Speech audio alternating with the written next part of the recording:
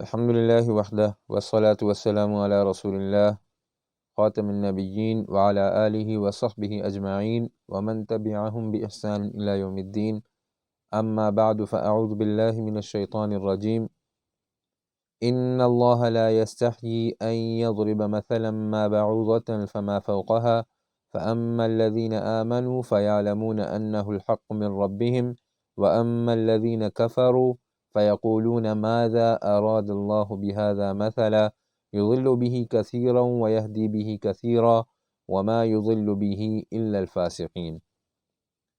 ان اللہ لا یستحیی، اللہ تعالیٰ شرم نہیں کرتے، ان یضرب مثلا کہ بیان کریں کوئی مثال، ما بعوضۃ کسی مچھر کی، فما فوقہا سو اس سے زیادہ کی، فاما الذین آمنوا سو بہرحال وہ لوگ جو ایمان لائے، فیعلمون وہ کہتے ہیں، انہ الحق من ربہم کہ یہ مثال حق ہے، برحق ہے، من ربہم ان کے رب کی طرف سے، واما الذین کفروا اور بہرحال وہ لوگ جنہوں نے کفر کیا، فیقولون تو وہ کہتے ہیں، ماذا اراد اللہ کیا ارادہ کیا ہے اللہ تعالیٰ نے، بہذا مثلا اس مثال کو بیان کرنے کے ذریعے، یضل بہ کثیرا گمراہ کرتے ہیں اللہ تعالیٰ اس مثال کے بیان کے ذریعے بہت سے لوگوں کو، ویہدی بہ کثیرا اور راستہ دکھاتے ہیں بہت سے لوگوں کو اس مثال بیان کرنے کے ذریعے، وما یضل بہ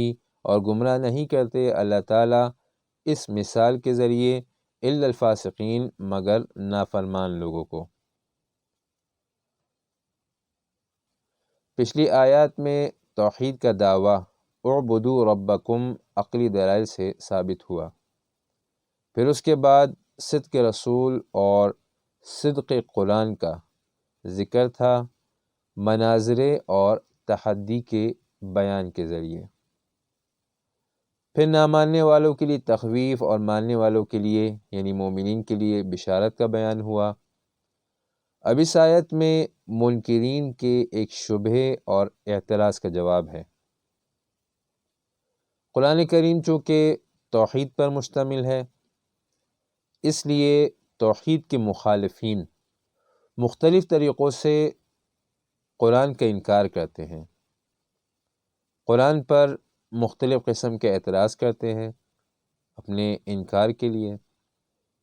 تو انہی اعتراضوں میں سے ایک اعتراض اس سے پہلے گزرا کہ ہم قرآن کو اس لیے نہیں مانتے کیونکہ یہ قرآن محمد صلی اللہ علیہ وسلم نے خود سے بنا لیا ہے۔ تو اس کے جواب میں انہیں مناظرے کی دعوت دی گئی، قرآن کی جیسی ایک صورت لانے کا ان کو چیلنج دیا گیا۔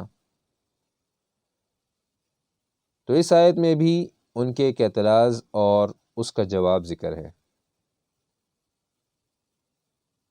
اعتراض کا خلاصہ یہ ہے کہ منکرین کہتے ہیں کہ ہم اس قرآن کو اس لیے نہیں مانتے کیونکہ اس میں مختلف مثالیں بیان ہوئی ہیں،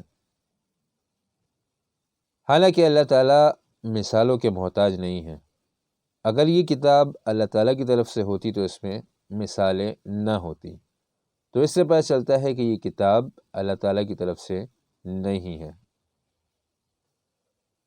تو اس آیت میں اس کا جواب ذکر ہے مثال کی حکمتوں کے ذریعے، یعنی اللہ تعالیٰ تو مثالوں کی یقیناً محتاج نہیں ہے، لیکن مخاطبین بات کو صحیح طور پر سمجھنے کے لیے خود ان مثالوں کے محتاج ہیں، اس لیے یہ مثالیں بیان کی جاتی ہیں۔ پھر ایک بحث یہاں پہ یہ ہے کہ یہاں اعتراض کرنے والے کون لوگ ہیں۔ تو علماء تفسیر کے اس بارے میں دو قول ہیں۔ علامہ قرطبی رحمہ اللہ حسن اور قتادہ رحمہ اللہ سے نقل کرتے ہیں کہ یہ اعتراض یہودیوں کی طرف سے کیا گیا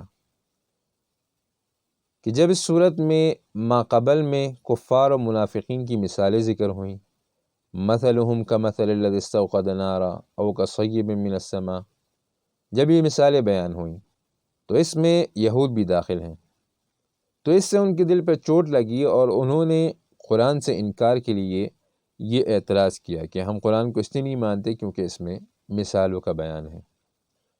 امام سیوطی رحمہ اللہ نے الاتقان میں اپنی کتاب میں اس قول کو سند کے لحاظ سے صحیح اور قوی کہا ہے کہ یہ اعتراض یہودیوں نے کیا۔ اور دوسرا قول یہ ہے کہ جب بعض مکی صورتوں میں مشرکین کی مثالیں بیان ہوئیں، عنکبوت یعنی مکڑی کی، ذباب کی، مکھی کی، تو انہوں نے یہ اعتراض شروع کیا اور اس کے جواب میں یہ آیتیں نازل ہوئیں۔ یعنی دوسرا قول یہ ہے کہ یہ مشرکین کا قول ہے، مشرکین نے یہ اعتراض کیا، لیکن یہ قول سند کے لحاظ سے کمزور ہے۔ اور پھر اس میں یہ بات بھی بعید ہے کہ ایک اعتراض مکی دور میں کیا جائے اور اس کا جواب پھر جا کر مدنی صورتوں میں ذکر ہو، تو یہ بات بعید معلوم ہوتی ہے۔ امام رازی رحمہ اللہ نے اس بارے میں ایک بہترین بات فرمائی ہے۔ ان کی بات کا خلاصہ یہ ہے کہ اس سے صرف نظر کہ یہ اعتراض کسی نے بھی کیا، لیکن یہ جواب جو ہے یہ ہر اس شخص کے لیے ہے جو یہ اعتراض کرے، جس کے ذہن میں یہ اعتراض یا اشکال پیدا ہو، چاہے پچھلے زمانے میں وہ گزرا ہو یا موجودہ زمانے میں کوئی شخص ہو، تو یہ جواب ہر اس شخص کے لیے ہے جو یہ اعتراض کرے۔ تو یہ تھا اس آیت کا خلاصہ اور اس کا پس منظر۔ ان اللہ لا یستحیی، اللہ تعالیٰ حیا نہیں فرماتے۔ تو اعتراض کرنے والوں نے اپنے اعتراض میں یہ کہا تھا کہ اما یستحی اللہ ان یضرب مثلا، کہ کیا اللہ تعالیٰ مثالیں بیان کرنے سے حیا نہیں فرماتے؟ تو اس لیے اس کا جواب بھی اسی کے مطابق بیان کیا گیا، اور اس میں بھی حیا کا لفظ استعمال کیا گیا، یعنی لفظ حیا کے ذریعے ان کو جواب دیا گیا، ان اللہ لا یستحیی۔ پھر یستحیی یہ حیا سے ماخوذ ہے، اور یہ اللہ تعالیٰ کی ایک صفت ہے حیا۔ اللہ تعالیٰ کے لیے اس صفت حیا کا ثبوت اور نفی یہ دونوں ثابت ہیں۔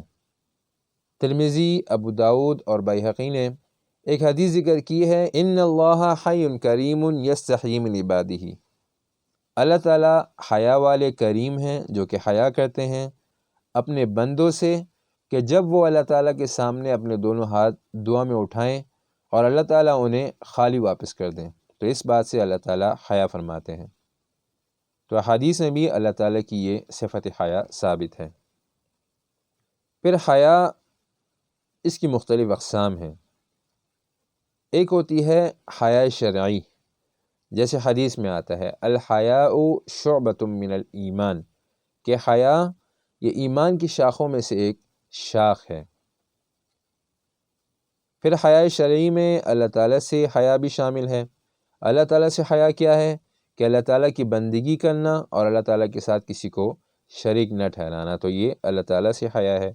رسول اللہ صلی اللہ علیہ وسلم سے حیا کیا ہے؟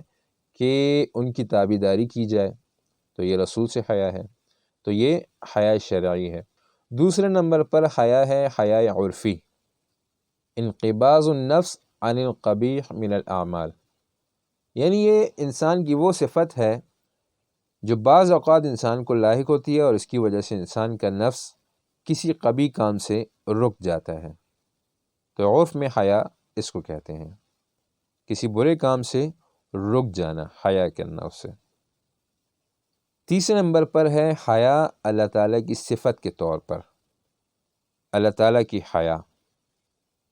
تو یہ اللہ تعالیٰ کی حیا اور انسان کی حیا بالکل مختلف ہیں، ان میں صرف اشتراک لفظی ہے۔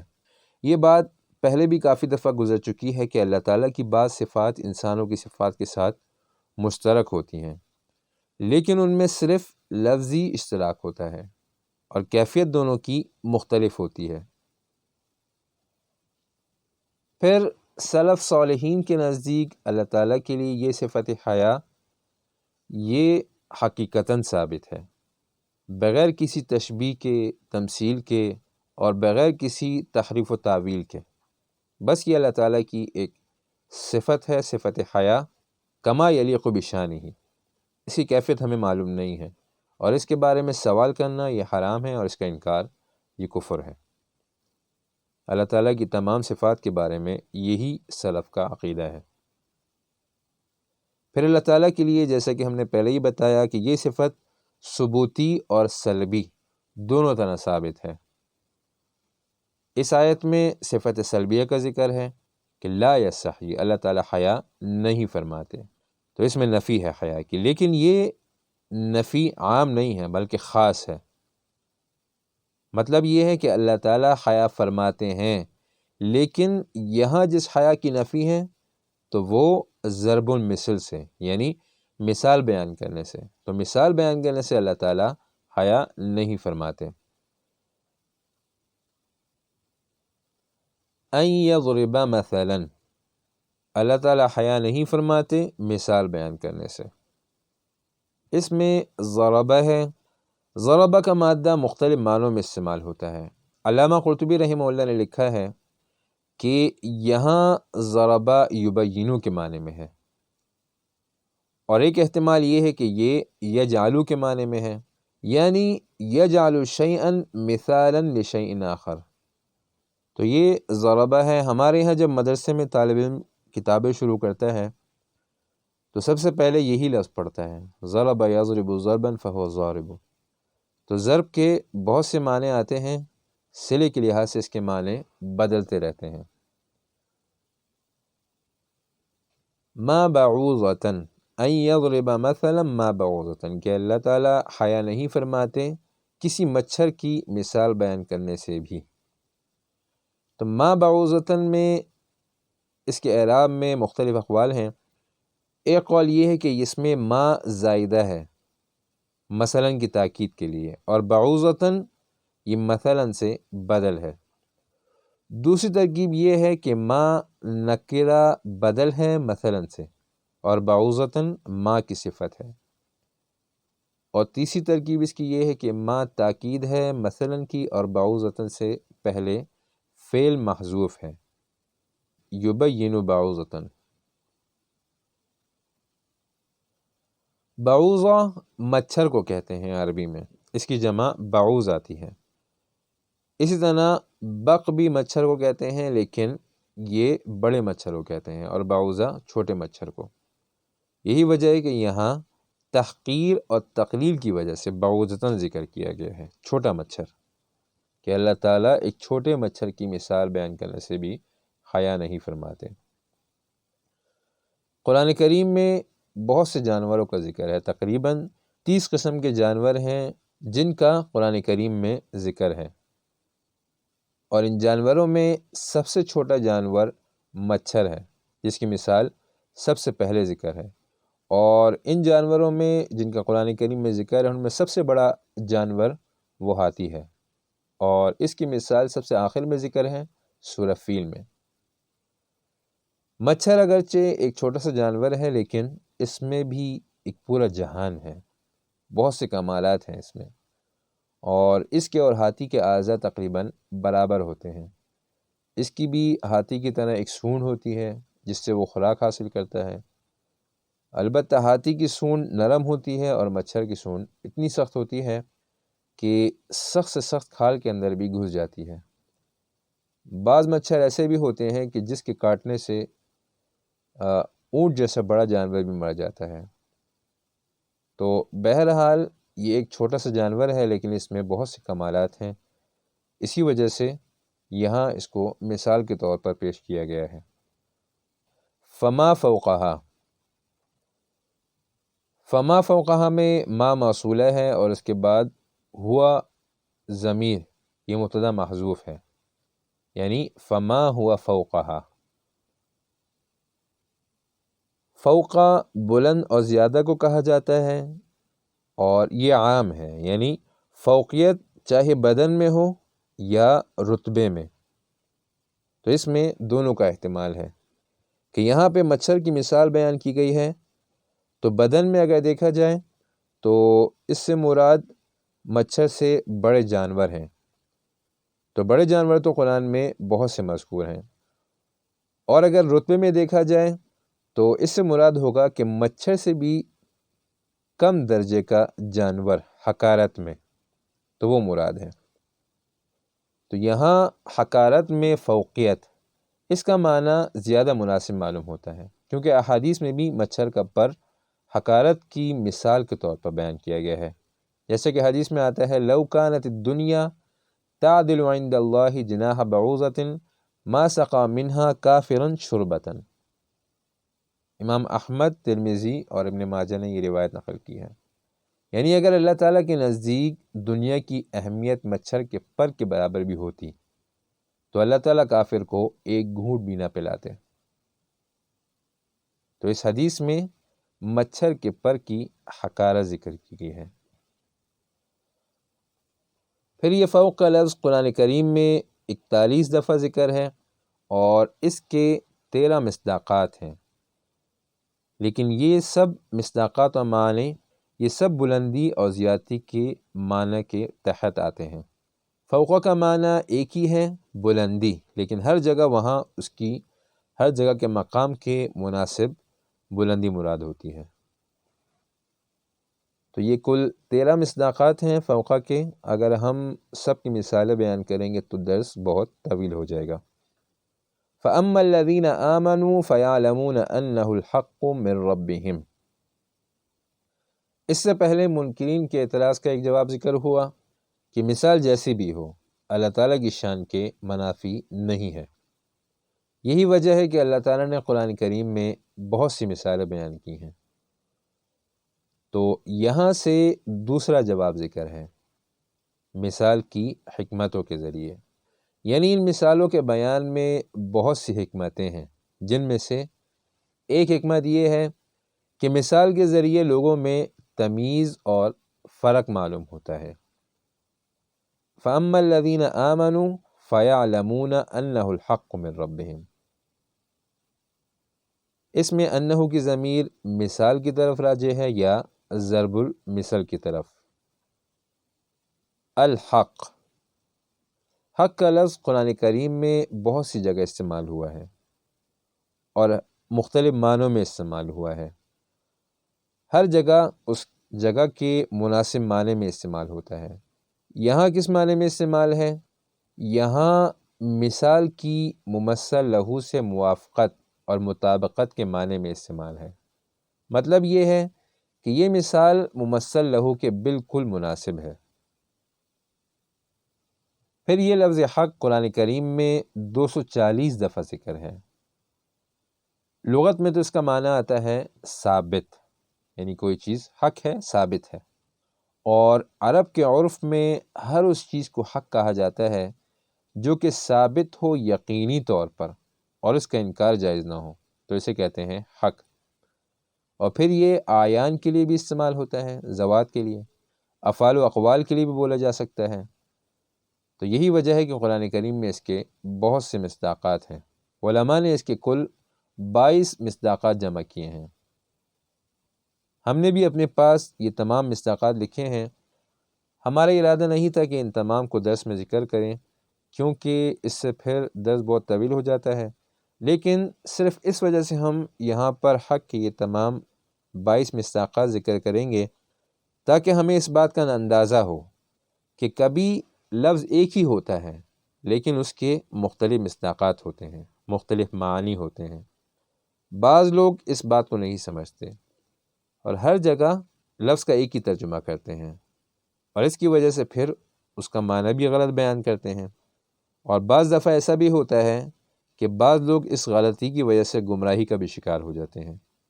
اس لیے اس بات کو سمجھنے کی ضرورت ہے اور ترجمے میں بھی اس کا خیال رکھنے کی ضرورت ہے۔ تو اس لیے ہم یہاں لفظ حق کے مختلف مصداقات ذکر کریں گے۔ تو ایک معنی اس کا آتا ہے موافق اور واقع اپنی جگہ پر، جیسے کہ اس آیت میں انہ الحق من ربہم۔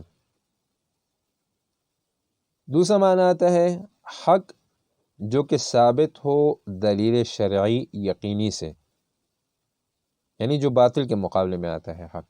وَلَا تَلْبِسُوا الْحَقَّ بِالْبَاطِلِ وَتَكْتُمُوا الْحَقَّ وَأَنْتُمْ تَعْلَمُونَ، بقرہ 42۔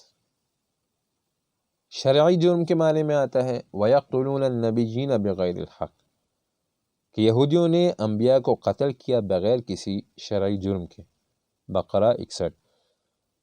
چوتھا معنی آتا ہے پورا بیان، قَالُوا الْآنَ جِئْتَ بِالْحَقِّ، بقرہ 71 کہ یہودیوں نے کہا موسیٰ علیہ السلام کو کہ ہاں اب آپ پورا بیان لے کر آئے ہیں اللہ تعالیٰ کی طرف سے۔ اسی طرح سچ کے معنی میں آتا ہے انا ارسلناک بالحق، بقرہ 119۔ لائق اور مناسب کے معنی میں آتا ہے الذین آتیناہم الکتاب یتلونہ حق تلاوتی، کہ ایمان والے اس کتاب کی حق تلاوت کرتے ہیں، یعنی جیسے اس کی شان کے مناسب ہے ویسی تلاوت کرتے ہیں۔ بقرہ 121۔ حق امر واجب کے معنی میں آتا ہے حقا علی المحسنین، یعنی یہ واجب ہے یہ کام نیک لوگوں پر۔ بقرہ 236۔ بندے کے حق کے معنی میں آتا ہے قرض کے معنی میں وَلْيُمْلِلِ الَّذِي عَلَيْهِ الْحَقُّ، بقرہ 282۔ یقین کے معنی میں آتا ہے حق أُولَئِكَ هُمُ الْكَافِرُونَ حَقًّا، نساء 151۔ قرآن کریم میں قرآن کو بھی حق کہا گیا ہے وَمَا لَنَا لَا نُؤْمِنُ بِاللَّهِ وَمَا جَاءَنَا مِنَ الْحَقِّ، مائدہ 84۔ اسی طرح اللہ تعالیٰ کی صفت میں بھی حق آتا ہے ثُمَّ رُدُّوا إِلَى اللَّهِ مَوْلَاهُمُ الْحَقِّ، سورۃ الانعام 62۔ حق کا ایک معنی حکمت اور فائدہ بھی آتا ہے وَهُوَ الَّذِي خَلَقَ السَّمَاوَاتِ وَالْأَرْضَ بِالْحَقِّ، کہ اللہ تعالیٰ نے زمین و آسمان کو اپنی حکمت سے اور ایک فائدے کے لیے پیدا کیا ہے۔ الانعام 73۔ اسی طرح شرعی مالی حق کے معنی میں آتا ہے وَآتُوا حَقَّهُ يَوْمَ حَصَادِهِ، کہ کٹائی کے وقت کھیتی کا حق ادا کریں، شرعی مالی حق۔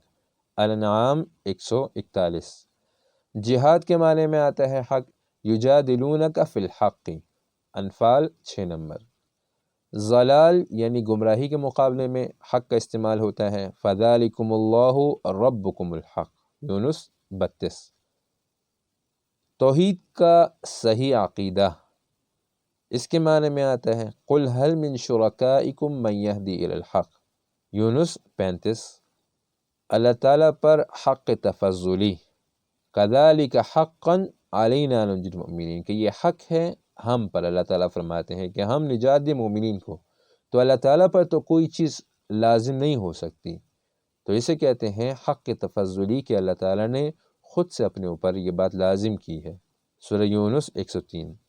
حق حاجت کے معنی میں آتا ہے قالوا لقد علمت ما لنا فی بناتک من حق، کہ شعیب علیہ السلام سے ان کی قوم نے کہا تھا کہ آپ کو معلوم ہے کہ ہمیں آپ کی قوم کی بیٹیوں میں کوئی حاجت نہیں ہے، تو یہاں حق حاجت کے معنی میں ہے۔ سورہ ہود 1:80۔ عذاب الہی کے معنی میں آتا ہے ما ننزل الملائکۃ الا بالحق، سورۃ الحجر 8 نمبر۔ دنیاوی فائدے کے معنی میں آتا ہے وَإِن يَكُنْ لَهُمُ الْحَقُّ، سورہ نور 49۔ صحیح جواب کے معنی میں آتے ہیں وَلَا يَأْتُونَكَ بِمَثَلٍ إِلَّا جِئْنَاكَ بِالْحَقِّ، فرقان 33۔ 22 نمبر پر حصہ وفی اموالہم حق للسائلین، کہ مسلمانوں کے مالوں میں حق ہے، حصہ ہے غریبوں کا، ذاریات 19۔ تو یہ کچھ مصداقات ہیں لفظ حق کے جو ہم نے اس لیے بیان کیے تاکہ یہ اندازہ ہو جائے کہ ایک ہی لفظ کا بھی 20 معنوں میں بھی استعمال ہوتا ہے، تو ہر جگہ اس کا ایک ہی ترجمہ نہیں ہوتا۔ تو اس میں ان لوگوں کے لیے بھی سبق ہے کہ جو خود سے بغیر کسی استاذ کے قرآن کو سمجھنے کے قائل ہیں۔ ایسے لوگ چاہے مخلص بھی ہوں اور اخلاص اور شوق کے ساتھ قرآن کو کتابوں کے مطالعے سے سمجھنے کی کوشش کریں، لیکن اس میں بھی بہت خطرہ ہے کہ وہ کسی آیت کا غلط مطلب اخذ کر لیں اور اس میں گمراہ ہو جائیں۔ تو اس لیے کوشش کرنی چاہیے کہ قرآن کسی استاد سے سمجھیں۔ بہتر تو یہ ہے کہ کسی استاد کے سامنے دو زانوں بیٹھ کر قرآن پڑھا جائے، تو اس کا فائدہ بہت ہے۔ لیکن اگر اس کا موقع نہ ہو، جیسا کہ آج کل کی فاسٹ لائف ہے، تو کہتے ہیں کہ ہماری لائف بہت فاسٹ چل رہی ہے، وقت نہیں ہے درس سننے کا، حالانکہ دوسرے تمام پیڈ کورسز کے لیے وقت نکال لیتے ہیں، ٹیوشنز اور انسٹیٹیوٹس کے لیے وقت نکال لیتے ہیں۔ تو بہرحال ایسی صورت میں آن لائن یا ریکارڈڈ دروس سے بھی استفادہ کیا جا سکتا ہے، یہ بھی بہت بڑی نعمت ہے۔ تو کتابوں کا مطالعہ اور تفاسیر کا مطالعہ بھی اچھی چیز ہے، لیکن اس وقت کہ جب استاد سے ایک دفعہ انسان پڑھ لے، سمجھ لے، اس کے بعد اضافی علم اس پر حاصل کرے تو یہ فائدہ کرتا ہے۔ آگے ہے وَأَمَّا الَّذِينَ كَفَرُوا فَيَقُولُونَ مَاذَا أَرَادَ اللَّهُ بِهَذَا مَثَلًا۔ وَأَمَّا الَّذِينَ كَفَرُوا، تو اس کی جزا یہ محذوف ہے فَلَا يَعْلَمُونَ أَنَّهُ الْحَقُّ مِنْ رَبِّهِمْ۔ اس سے پہلے ایمان والوں کی حالت بیان ہوئی، فَأَمَّا الَّذِينَ آمَنُوا فَيَعْلَمُونَ کہ وہ جانتے ہیں أَنَّهُ الْحَقُّ مِنْ رَبِّهِمْ کہ یہ ان کے رب کی طرف سے حق ہے۔ اس میں کفار کی حالت کا بیان ہے کہ فَلَا يَعْلَمُونَ کہ کفار یہ نہیں جانتے کہ یہ حق ہے ان کے رب کی طرف سے، تو اسے حذف کر دیا گیا ان کی مزید قباحت بیان کرنے کے لیے۔ اور آگے آنے والا ان کا اپنا قول ماذا اراد اللہ بہذا مثلا، یہ بھی ان کے عدم علم پر دلیل ہے کہ وہ لوگ نہیں جانتے۔ تو یہاں پر ایک سوال یہ پیدا ہوتا ہے کہ جب وہ لوگ نہیں جانتے تو یہ تو معذور ہوئے، تو پھر ان کو کیوں سزا دی جا رہی ہے، ان کی قباحت کیوں بیان کی جا رہی ہے؟ تو اس کا جواب یہ دیا ہے علماء نے کہ صحیح یہ نہیں جانتے لیکن پوچھ بھی تو سکتے ہیں، اگر نہیں جانتا کوئی تو پوچھ لے، لیکن انہوں نے پوچھنے کے بجائے الٹا اس پر اعتراضات شروع کر دیے کہ ماذا اراد اللہ بہذا مثلا، کہ اللہ تعالیٰ یہ مثالیں بیان کیوں کرتے ہیں، اس سے اللہ تعالیٰ کا کیا مقصد ہے؟ تو اس لیے یہ لوگ معذور نہیں ہیں۔ ماذا اراد اللہ بہذا، یہ استفہام ہے یعنی سوال ہے، لیکن یہ سوال پوچھنے کے لیے، علم حاصل کرنے کے لیے نہیں ہے، بلکہ اسے کہتے ہیں استفہام انکاری، یہ انکار اور اعتراض کے لیے ہے، اور کفار کا اس قول سے مقصد مثال کی تحقیر ہے اور اشارہ اس طرف ہے کہ یہ اللہ تعالیٰ کی طرف سے نہیں ہے، یعنی قرآن سے انکار ہے۔ ماذا کے بارے میں نحویوں کے دو قول ہیں، ایک یہ کہ یہ ایک ہی کلمہ ہے ای شین کے معنی میں، اور دوسرا قول یہ ہے کہ اس میں ما استفہامیہ ہے اور ذا الذی کے معنی میں ہے، اور اس کے بعد والا جملہ یہ صلہ ہے۔ اراد اللہ، یہ ایک بحث ہے کہ ارادہ یہ اللہ تعالیٰ کی ایک صفت ہے، اور اللہ تعالیٰ کی صفت ذاتیہ ہے، قدیمہ ہے، اور علم اور قدرت کے علاوہ اللہ تعالیٰ کی یہ ایک مستقل صفت ہے ارادہ۔ کیا مطلب؟ یعنی علم اور قدرت بھی اللہ تعالیٰ کی صفات ہیں، اور ارادہ بھی اللہ تعالیٰ کی ایک مستقل صفت ہے، اس لیے صفت ارادہ کی تعویل اور اس کا معنی کرنا علم اور قدرت کے ذریعے تو یہ صحیح نہیں ہے، کیونکہ یہ تینوں الگ الگ اللہ تعالیٰ کی صفتیں ہیں۔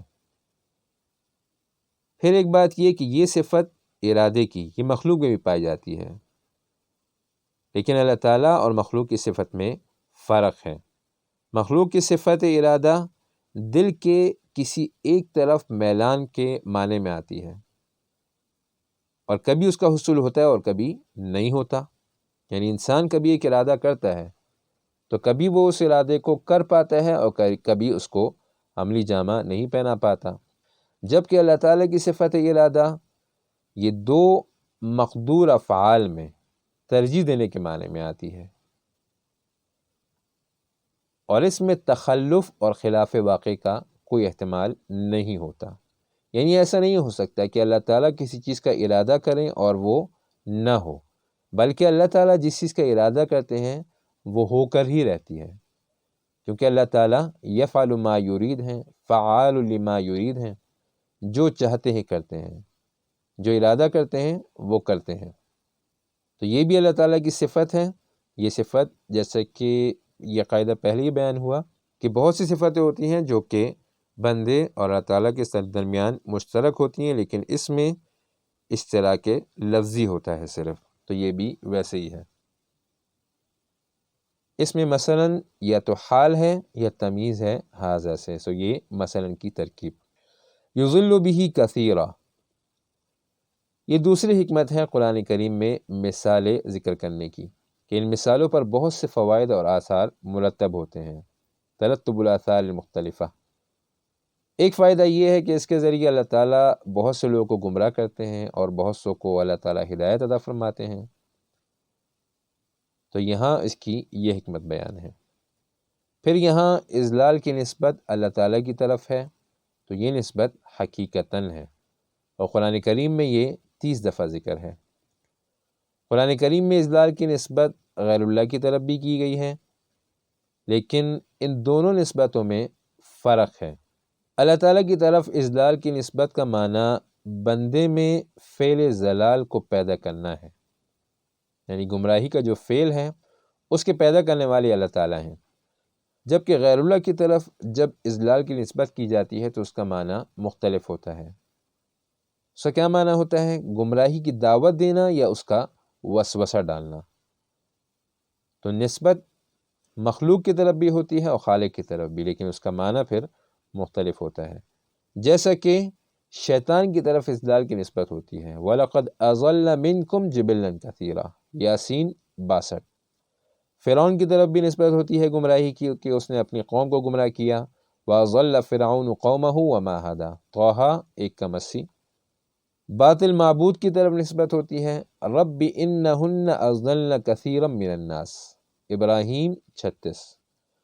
مجرمین کی طرف نسبت ہے، وَمَا أَضَلَّنَا إِلَّا الْمُجْرِمُونَ، شعراء 99۔ قرآن کریم میں سامری کی طرف نسبت ہے اضلال کی، وَأَضَلَّهُمُ السَّامِرِي، طٰہٰ 85۔ گمراہ لوگوں کی طرف نسبت ہے، وَلَا تَتَّبِعُوا أَهْوَاءَ قَوْمٍ قَدْ ضَلُّوا مِن قَبْلُ وَأَضَلُّوا كَثِيرًا، مائدہ 77۔ گمراہ سرداروں کی طرف نسبت ہے، گمراہ عالم اور گمراہ پیر کی طرف نسبت ہے، وَقَالُوا رَبَّنَا إِنَّا أَطَعْنَا سَادَتَنَا وَكُبَرَاءَنَا فَأَضَلُّونَا السَّبِيلَ، احزاب 67۔ مفتری شخص کی طرف، جھوٹے کی طرف نسبت ہے، فَمَنْ أَظْلَمُ مِمَّنِ افْتَرَىٰ عَلَى اللَّهِ كَذِبًا لِيُضِلَّ النَّاسَ، انعام 144۔ اسی طرح اضلال کی نسبت خواہشات کی طرف ہے، وَلَا تَتَّبِعِ الْهَوَىٰ فَيُضِلَّكَ عَنْ سَبِيلِ اللَّهِ، صاد 26۔ منافقین کی طرف نسبت ہے، وَلَوْلَا فَضْلُ اللَّهِ عَلَيْكُمْ وَرَحْمَتُهُ لَهَمَّتْ طَائِفَةٌ مِّنْهُمْ أَن يُضِلُّوكَ، نساء 113۔ باطل پرست اہل کتاب کی طرف نسبت ہے، وَدَّتْ طَائِفَةٌ مِّنْ أَهْلِ الْكِتَابِ لَوْ يُضِلُّونَكُمْ، آل عمران 69۔ تو ان سب کی طرف اضلال کی نسبت کا معنی گمراہی کی دعوت دینا ہے اور گمراہی کے وسوسے ڈالنا ہے۔ قرآن کریم میں گمراہی کے بہت سے اسباب بھی ذکر ہیں، طوالت کی وجہ سے ہم یہاں پہ وہ اسباب ذکر نہیں کرتے۔ 10 اسباب علماء نے ذکر کیے ہیں قرآن کریم میں جو ذکر ہیں۔ وَيَهْدِي بِهِ كَثِيرًا، ہدایت کی نسبت اللہ تعالیٰ کی طرف 82 دفعہ ہے، اور یہ نسبت بھی اللہ تعالیٰ کی طرف حقیقی ہے، اور اس سے مراد ہدایت کی پیدائش اور اس کی توفیق دینا ہے۔ پھر ہدایت کی توفیق یہ مشروط ہے صفت انابت کے ساتھ، یعنی اللہ تعالیٰ کی طرف سے ہدایت اسے ملتی ہے کہ جس میں اللہ تعالیٰ کی انابت ہو، رجوع ہو اللہ تعالیٰ کی طرف، تابعداری ہو اور اللہ تعالیٰ کے احکامات کی فرمانبرداری ہو، تو اسے اللہ تعالیٰ ہدایت عطا فرماتے ہیں۔ قُلْ إِنَّ اللَّهَ يُضِلُّ مَن يَشَاءُ وَيَهْدِي إِلَيْهِ مَنْ أَنَابَ، سورۃ الرعد 27۔ اللہ یجتبی الیہ من یشاء ویہدی الیہ من ینیب، کہ اللہ تعالیٰ ہدایت اس کو دیتے ہیں کہ جو اللہ تعالیٰ کی طرف رجوع کرتا ہے، فرمانبرداری ہوتی ہے اس کے اندر، شورى 13۔ قرآن کریم میں ہدایت کی نسبت کبھی رسول اللہ صلی اللہ علیہ وسلم کی طرف بھی کی جاتی ہے، وَإِنَّكَ لَتَهْدِي إِلَى صِرَاطٍ مُسْتَقِيمٍ، شورى 52۔ کبھی ہدایت کی نسبت ہوتی ہے قرآن کریم کی طرف، إِنَّ هَذَا قُرْآنَ يَهْدِي لِلَّتِي هِيَ أَقْوَمُ، اسراء 9۔ اسی طرح ذَلِكَ الْكِتَابُ لَا رَيْبَ فِيهِ هُدًى لِلْمُتَّقِينَ، بقرہ 2۔ لیکن قرآن اور رسول کی طرف ہدایت کی نسبت، اس سے مراد ہدایت کے اسباب کی طرف رہنمائی ہوتی ہے، اور حقیقی ہدایت یہ اللہ تعالیٰ کی طرف سے ہے، اللہ تعالیٰ ہی دیتے ہیں۔ ہدایت کی تفصیلی بحث سورہ فاتحہ میں اہدنا الصراط المستقیم کی تفصیل میں گزر چکی ہیں، وہاں ہم نے تفصیل سے ہدایت کو بیان کیا تھا۔ وَمَا يُضِلُّ بِهِ إِلَّا الْفَاسِقِينَ، اس سے پہلے اس بات کا ذکر ہوا کہ اللہ تعالیٰ بہت سے لوگوں کو مثالوں کے ذریعے گمراہ کرتے ہیں، تو اس میں اس بات کا ذکر ہے کہ ان کی گمراہی کا سبب ان کا اپنا فسق ہے، تو اس میں گمراہی کے ایک سبب کا ذکر ہے۔ پھر فاسق کسے کہتے ہیں؟ فاسق فسق سے ماخوذ ہے، لغت میں نکلنے کو کہتے ہیں، کسی چیز سے نکلنے کو فسق کہا جاتا ہے لغتاً، اور عرب کے عرف میں حد سے نکلنے کو کہتے ہیں تکلیف دینے کے ساتھ۔ شرعی اصطلاح میں اللہ تعالیٰ اور رسول کی اطاعت سے نکلنے کو فسق کہتے ہیں۔ پھر یہ من وجہن بھی ہوتا ہے اور من کل الوجہ بھی ہوتا ہے، یعنی جزوی طور پر نکلنا اللہ تعالیٰ کی تابعداری سے یا کلی طور پر۔ تو پہلی قسم کو یعنی اللہ تعالیٰ کی اطاعت سے من وجہن جزوی طور پر نکلنا، تو اسے فسق مومن کہا جاتا ہے، اور دوسری قسم یعنی اللہ تعالیٰ کی اطاعت سے من کل الوجہ نکلنا، پورا نکل جانا، تو اسے فسق کافر کہا جاتا ہے، یعنی ایسا فسق جس سے انسان گناہ گار ہوتا ہے، یہ پہلی قسم، اور دوسری قسم ایسا فسق جس سے انسان کافر ہو جاتا ہے۔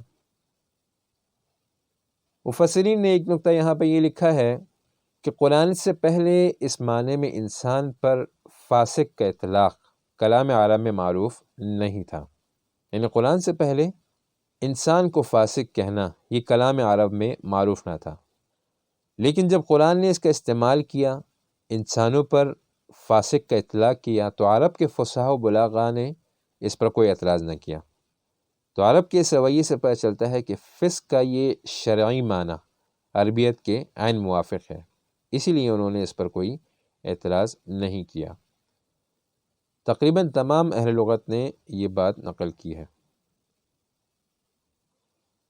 پھر فسق کا مادہ قرآن کریم میں 50 دفعہ ذکر ہے اور 4 معنوں میں مستعمل ہے۔ گناہ کبیرہ کے معنی میں استعمال ہوا ہے، فمن فرض فیہن الحج فلا رفث ولا فسوق، سورہ بقرہ 197، تو یہاں پر گناہ کبیرے کے معنی میں استعمال ہے۔ کفر و شرک کے معنی میں استعمال ہے فسق، وما ذبح علی النصب وان تستقسموا بالازلام ذالکم فسق، مائدہ 3 نمبر۔ کفر دون کفر یعنی گناہ کبیرہ کفر و شرک سے کم، بئس الاسم الفسوق بعد الایمان، سورہ حجرات 11 نمبر۔ اسی طرح سورہ نور میں بھی ہے 4 نمبر آیت میں وَلَا تَقْبَلُوا لَهُمْ شَهَادَةً أَبَدًا وَأُولَٰئِكَ هُمُ الْفَاسِقُونَ، اور چوتھے نمبر پر اپنے لغوی معنی میں بھی استعمال ہے کان من الجن ففسق عن امر ربی، کہ ابلیس شیطان وہ اپنے رب کے حکم سے نکل گیا، کہف 50۔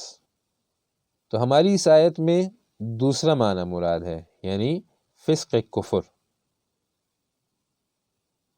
پھر قرآن کریم میں فسق کے بہت سے اسباب بھی ذکر ہیں، علماء نے تقریباً 10 اسباب ذکر کیے ہیں فسق کے، کہ جن کی وجہ سے انسان کے اندر فسق پیدا ہوتا ہے۔ آخر میں اس آیت کا ترجمہ ایک دفعہ پھر دیکھ لیں۔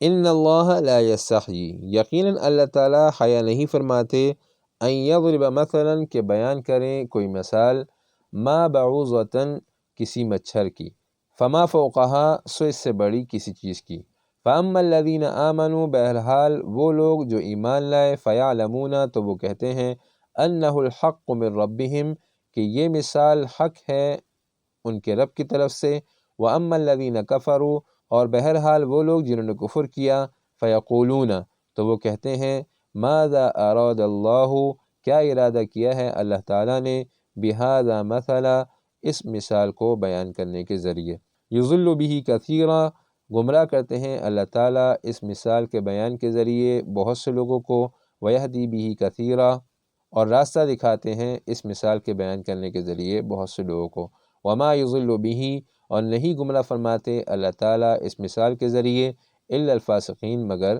نافرمان لوگوں کو۔ تو آج کا درس یہیں تک، سبحانک اللہم و بحمدک، نشہد ان لا الہ الا انت، نستغفرک و نتوب الیک۔